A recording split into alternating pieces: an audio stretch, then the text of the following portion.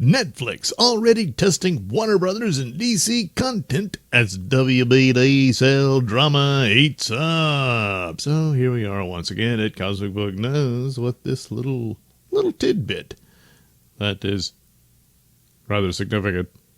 While the Warner Brothers Discovery sale battle drags on between Netflix and Paramount, something else is happening in plain sight. Netflix is already testing Warner Brothers and DC content on its platform.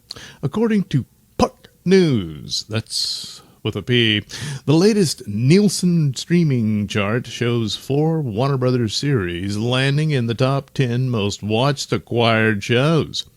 The Closer, Southland, Rizzoli and Isles, and Teen Titans Go!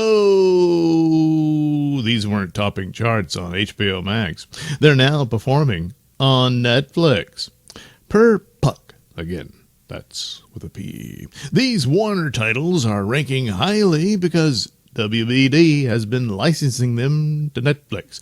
Yeah, you see, you license that stuff out, and depending on how it performs or whatnot, you at least get that licensing fee. Oh, yeah, you do. Yeah. The move comes as CEO David Zaslav focuses on generating short-term cash instead of building exclusivity around Max. Yeah, well, he inherited Max. That was the idea. They were trying and chasing that, and it just doesn't really work out. After all this business of streaming wars, Netflix is still king. So surprise, surprise, your shows and films do better on Netflix than they did on your own. Because Netflix has a much larger audience. At the same time, Warner Brothers didn't release a single movie in theaters in Q4 2025, cutting tens of millions in marketing costs. In other words, WBD is monetizing its library while the company sits in what Puck calls Netflix versus Paramount purgatory. And Netflix isn't just cutting checks, it's collecting data. Every Warner series that hits Netflix gives the streamer valuable insight into how that content performs with its global audience.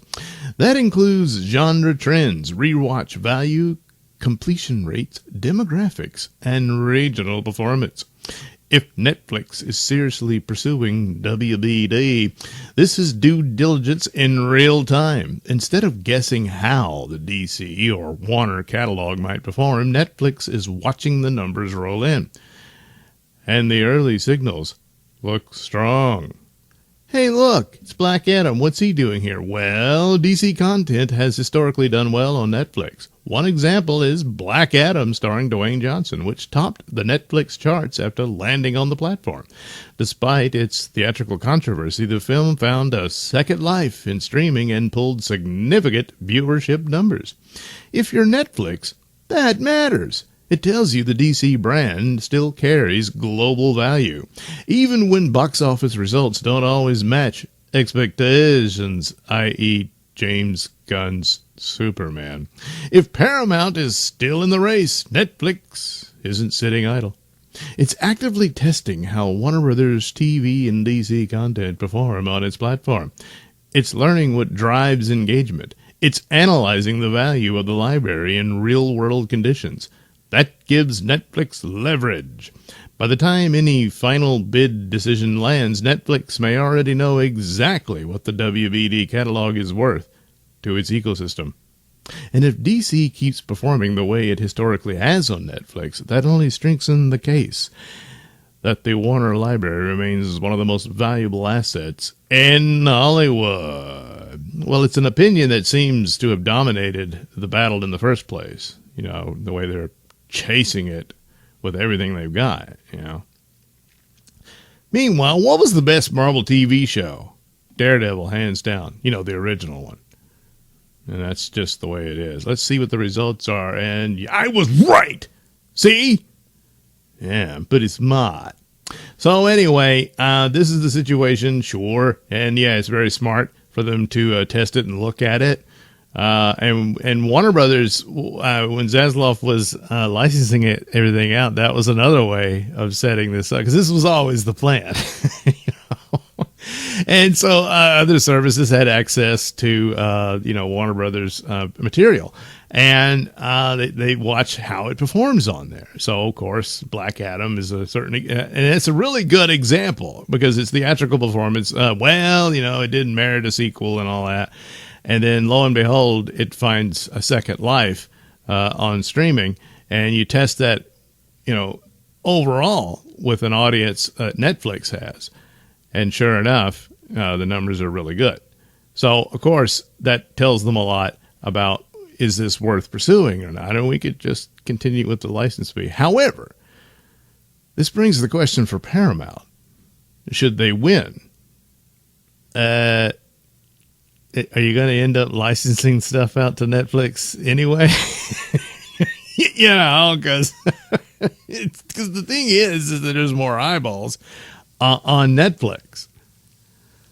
So the opportunities for a broader audience is there where it's not elsewhere. That's why these shows that were on HBO Max, but they outperform their HBO Max numbers on Netflix.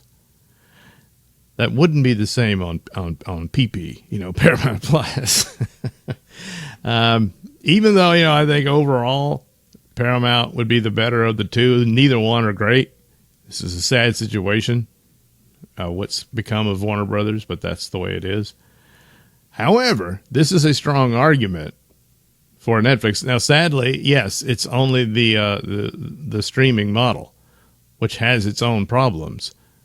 Long term, and it's very bad news for theatrical, and trying to maintain that model.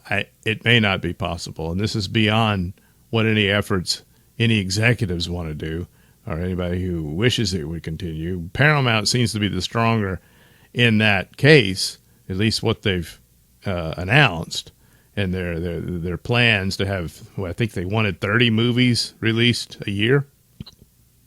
So that kind of commitment, whereas Netflix is, we'll do some theatrical, at first. And they would honor the obligations that's already set in stone for movies that are set to release in the coming years, depending on how long this merger takes, So they would honor that. But going forward beyond that, it doesn't look too good. However, just on streaming alone, it's a strong case for Netflix. Now, all that goes away if Netflix doesn't get the property. And eventually, if Paramount just has to bend the knee and say, all right, we'll license this stuff to Netflix.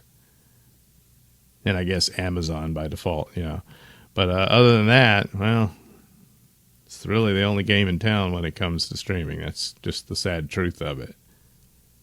Because you have the number one streaming service gobbling the number 3 streaming service. And that number 3 streaming service, HBO Max, by the way, was already licensing their material to them. And it was doing better there. So it's hard to argue against that. So there you go. I guess another somewhat significant argumentative win for Netflix in this ongoing WBD war, or bidding war, rather, I guess. Anyway.